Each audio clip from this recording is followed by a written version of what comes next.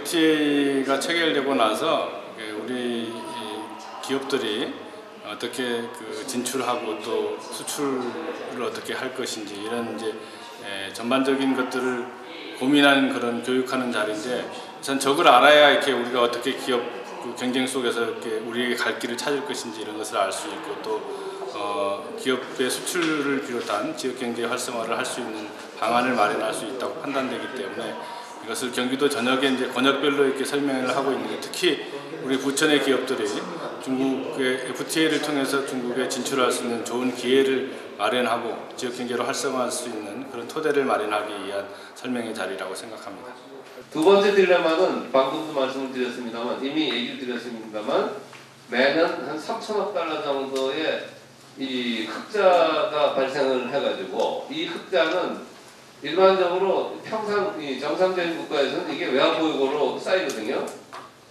그러니까 이걸 갖다가 4조까지 가지 않은 그 상태에서는 별 문제가 없었는데, 지금 3천억이 더 들어온 걸 갖다가 만일에 중국에서 그대로 받아 쓴다면은 외화보유고는 4조를 넘어가겠지만 어떤 문제가 생기겠어요? 여기에 계신 분들 중에는 아주 극소수 부분이 과거 우리나라 경제를 기억을 하실 것 같은데, 우리나라의 아파트 값이 급격하게 올라가고 주식값이 급격하게 올라간 해가 언제냐 하면은 1970년대 중반에 소위 5달러가 많아가지고 우리나라가 그 중동시장에서 물건을 많이 팔고 건설을 해서 외환이 한국 쪽으로 들어오니까 우리나라가 1977년에 처음으로 수지 흑자를 기록한 해입니다. 그리고 77년이 되면은 아파트 값이 팍 한번 뛰어요. 그리고 그 당시에 아파트 값도 뛰고 주식 값도 뜁니다. 그래서 유명한 사건이 이 제세라는 기업하고 제세 기억하시는지 모르겠어요. 율산 이런 몇 개 회사들이 돈을 갖다가 빨리 가져들어가지고 한국에서 부동산을 사면은 그 몇 배로 튀니까 이런 부작용이 일었습니다만, 지금 현재 중국이 딱 그 형국이에요. 왜? 매년 3천억 달러 정도의 돈이 들어와야 되는데, 이 돈을 갖다가 중국에서 풀면은 아파트 값이 그대로 올라갈 거고 물가에 그대로 영향을 주니까 이거를 더 이상 거기서 흡수할 수 있는 그 허용의 범위를 이미 넘어서 버린 거다.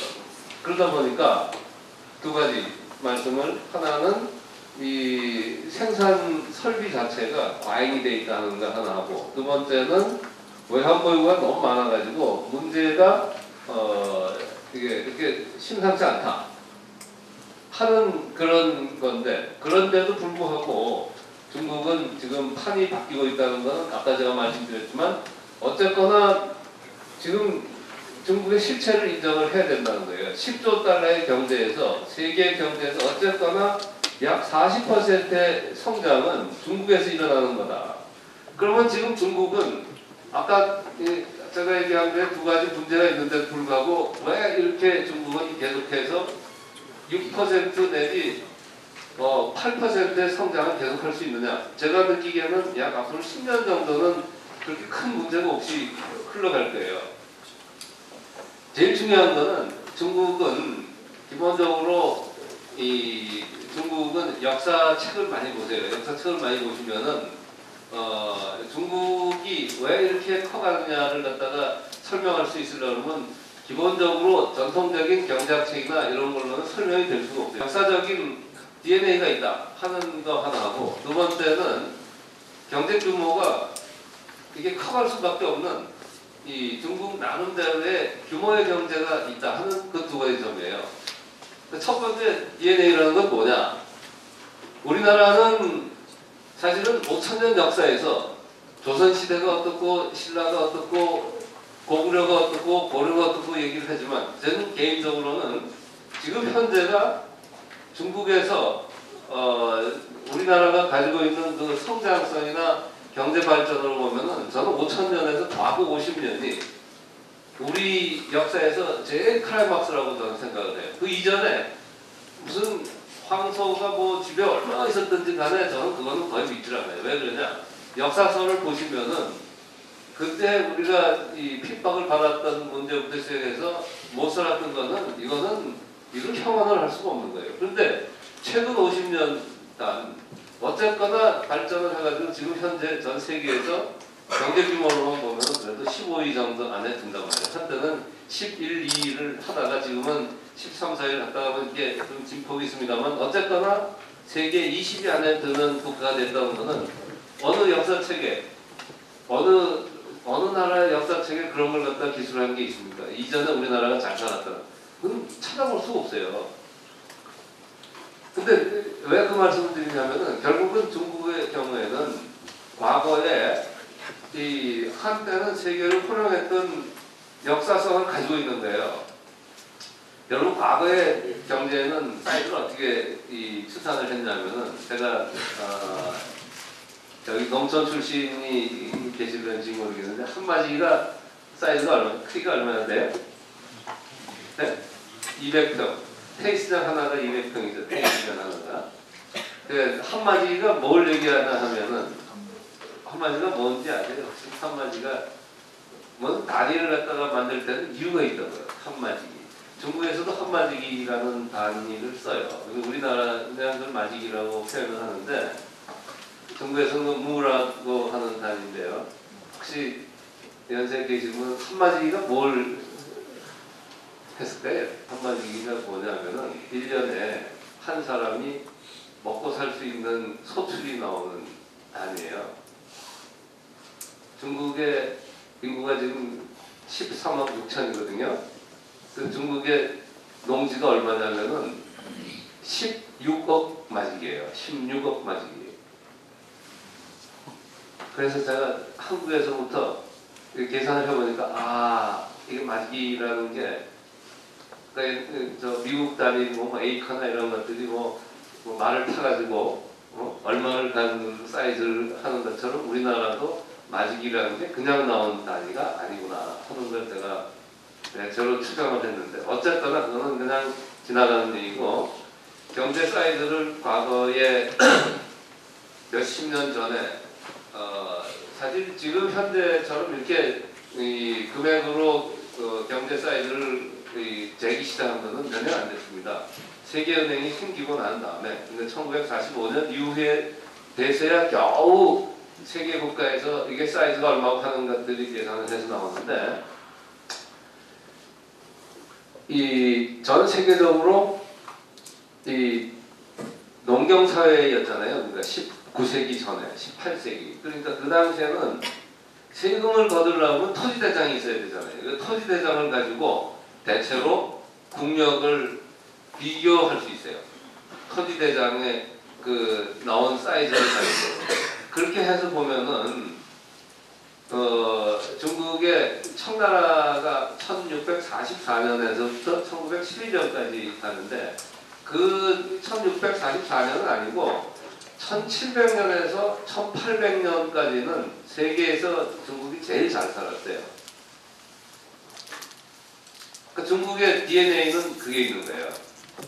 DNA 속에는 우리는 엄청나게 잘 살았다 하는 거에 대해서 나름대로의 자부심을 가지고 있는데 여러분 사람은 되게 보수적이기 때문에 그런 경험을 갖고 있지 못하면은 이걸 뛰어넘는 게 그렇게 간단하지 않습니다. 국가적으로 여러분 보세요. 아프리카 지역이나 아니면 남미 지역에 있는 나라가 그런 경험이 없기 때문에 이렇게 획기적으로 다시 선진국으로 들어오는 데는 시간이 많이 걸리는 거예요. 그런데 반해서 지금 현재 중국은 시장을 어떻게 키우느냐 하면은 제일 첫 번째 했던 게 제일 쉬운 게 뭐냐면은 이 평지이기 때문에 고속도로 넣는 게 그렇게 쉬워요. 그래서 소위 15노선을 크게 해서 간선 7종으로 남북으로 7개 고속도로하고 횡으로 8개 고속도로를 대체로 해서 15개의 고속도로를 이렇게 세웠어요. 근데 고속도로라는 것은 시속으로 볼 때 100km가 안 된단 말이에요, 사실. 그렇잖아요. 그래서 두 번째 시작한 게 뭐냐?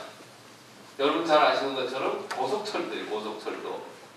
아마 우리나라에서 KTX를 서울에서 부산까지 400km인데 사실은 중국의 개념이면은 부산까지 1시간 반 이내에 가야 돼. 1시간 반이에요. 근데 우리나라는 그렇게 못 가고 있잖아요. 근데 중국은 기본적으로 고속철도가 시속이 얼마냐면 300km입니다. 한때는 330km까지 갔다가 너무 과속이 돼가지고 사고가 나가지고 이렇게 떨어져 버렸잖아요. 그래서 300km를 감속을 했는데 어쨌거나 300km의 시속으로 가면은 이 양반들이 40분마다 대체로 한 번씩 점거, 한 번씩 서요. 그러니까 40분이면은 200km마다. 그러면 내가 이 고속철도에 이 교차점에 있는데 1시간 거리 내에 동서남북으로 하면은 남북으로 400km, 동서로 400km가 거의 반나절 생활권에 들어갑니다. 기억을 하시겠지만 그게 얼마나 편하겠어요. 그 시장. 그래서 지난번에 이 북경에서부터 홍콩까지 고속철도가 2013년 말에 개통이 됐는데 그때 무슨 문제가 생겨가지고 결국은 홍콩에서 이 분유를 갖다가 반출을 못하게 했잖아요. 그게 어디서 그랬냐면은 북경에서 홍콩 딱 중간 지점이 무한이라는 동네입니다. 무한이라는 동네인데 무한에서 홍콩까지는 4시간 반이면 돌파를 해요. 4시간 반이면은 과거 우리가 새마을호가 4시간 전이니까 아침에 일찍 홍콩까지 가가지고 홍콩에서 분유를 한 몇 박스를 해가지고 다시 이 무한으로 가져와서 무한에서 그걸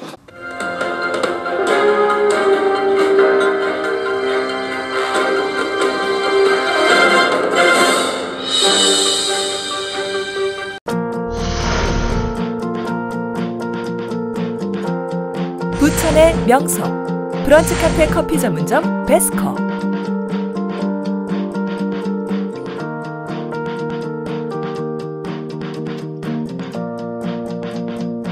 250평의 국내 최대 매장에 걸맞는 다양한 테마형 독립공간. 베스코의 모든 좌석은 룸 형식으로 되어 있으며 격조 높은 분위기를 자랑합니다. 서비스 면에서도 최고를 지향하는 베스코. 직접 구운 베이커리가 무료로 제공되는 등 차별화된 서비스로 고객 감동을 실현하고 있습니다. 인류 바리스타가 내리는 양질의 커피와 다양한 수제 브런치, 그리고 생과일 주스는 물론 차별화된 눈꽃 빙수와 아이스크림을 자신있게 선보입니다. 고급 커피점의 베스코, 고급 브런치의 베스코, 최고의 고객 만족도 베스코. 실속 있는 가격으로 고객 감동을 실현하겠습니다. 상담 문의 010-5216-7284.